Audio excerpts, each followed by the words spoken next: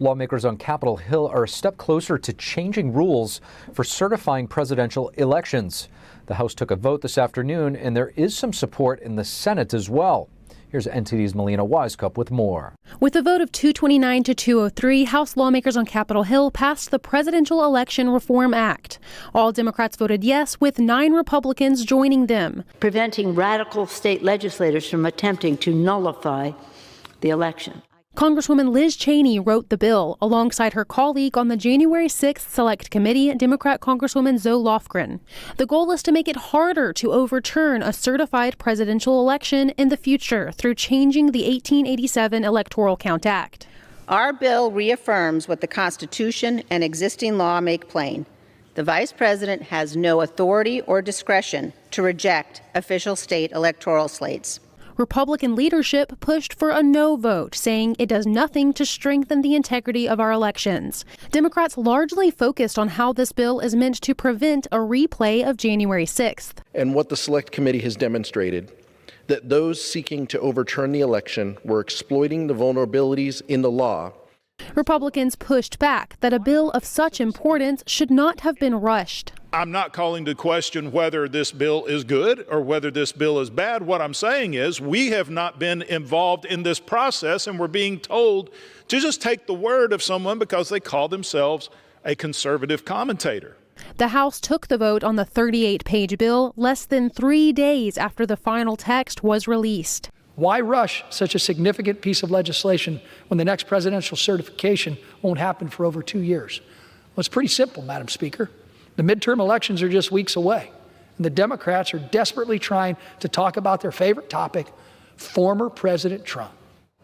Now, the Senate has its own version of a bill to make changes to the Electoral Count Act. That version is bipartisan, written by Republican Senator Susan Collins from Maine and Democrat Senator Joe Manchin. Those two senators just announced today that they do have 10 Republican co-sponsors on that Senate version, which means there is enough Republican support in the Senate to make changes to the Electoral Count Act. Now, how quickly Congress can get this bill to the White House largely depends on how fast the House and the Senate can come together and reconcile the differences between the two versions. Reporting in Washington, D.C., Melina Wisecup, NTD News. In his speech to the UN today, President Biden responds to Russia's nuclear threats. That's as he again comments on China and Taiwan. NTD's Iris Tao brings us more. A nuclear war cannot be won and must never be fought. Addressing the UN General Assembly on Tuesday, President Biden condemns Russia for invading Ukraine and making new threats to the West. Again, just today, President Putin has made overt nuclear threats against Europe and a reckless disregard for the responsibilities of the non-proliferation regime. Biden's speech comes hours after Russian President Vladimir Putin announced a rare partial mobilization of citizens to join the fight. Putin also warned that if the West pursues what he calls a nuclear blackmail, we will certainly use all the means at our disposal. Our country also has various means of destruction. But an expert says all of these threats have been hollow. On another front, Biden says this about U.S. and China as tensions escalate. We do not seek conflict. We do not seek a Cold War.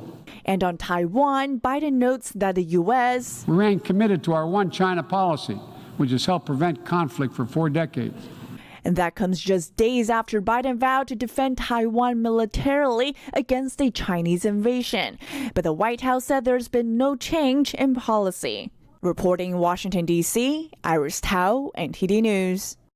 And to discuss President Biden's speech at the UN, I sat down with Congressman Greg Steube earlier today. Congressman Greg Steube, thank you so much for joining us. Yeah, thanks for having me. Congressman, President Biden was at the UN today where he gave a speech where he said the United States is not seeking a conflict or a Cold War with China. How do you think the CCP reflects on those comments? Yeah, days ago, his administration is dialing back what he said about Taiwan and the United States defending Taiwan. So it's like 1 second he says things, and then his own administration has to dial back that we're going to defend Taiwan, and then the next statement he's making is, oh, we don't want any altercation with the Chinese.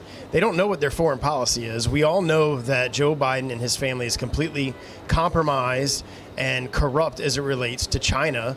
Billions of dollars have gone to his son's company. Other people that are affiliated with the agency and his administration are either on the payroll of the Chinese Communist Party or have been or somehow associated with them. So he's obviously trying to buffer back statements he made on Taiwan. China is the number one national security threat to the United States.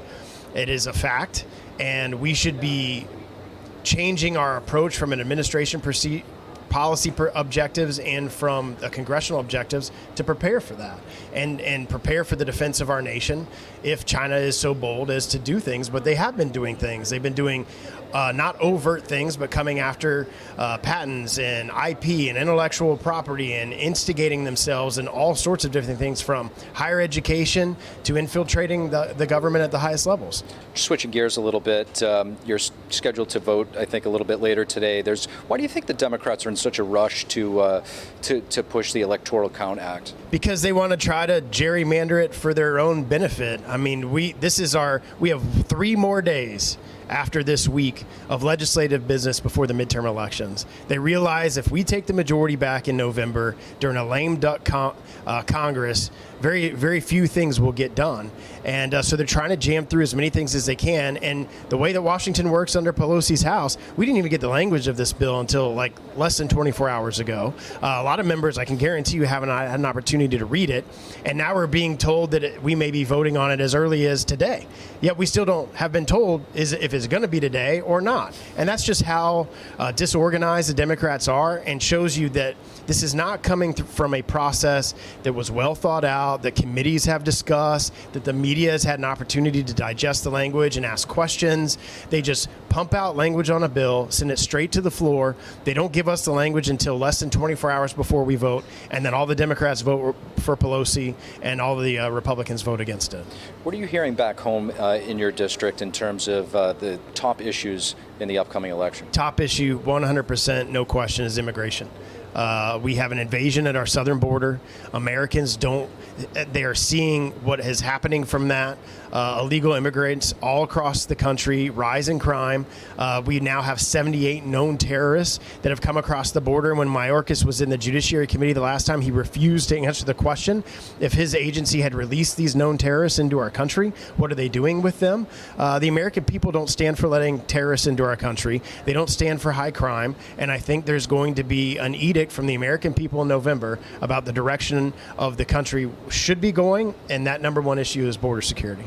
Congressman Greg Steube, thank you. Yeah, thanks for having me. The U.S. dollar went up nearly 0.5% to the highest it's been since 2002. The jump happened after Russia said it was calling in 300,000 military reserves, escalating the war in Ukraine. When there's extreme political tension between countries, investors tend to trust the U.S. dollar more. How well the dollar is doing is a comparison to how things are going in other countries, even though inflation is high in the U.S. too. But just as Russia's announcement pushed up the value of the dollar, it also pushed up oil prices 2.5%. Also on Wednesday, the Federal Reserve hiked the interest rate by 0.75 percentage point. It was the first time that the Fed hiked the interest rates by this much in 3 consecutive months. This is the highest level interest rates have been since early 2008.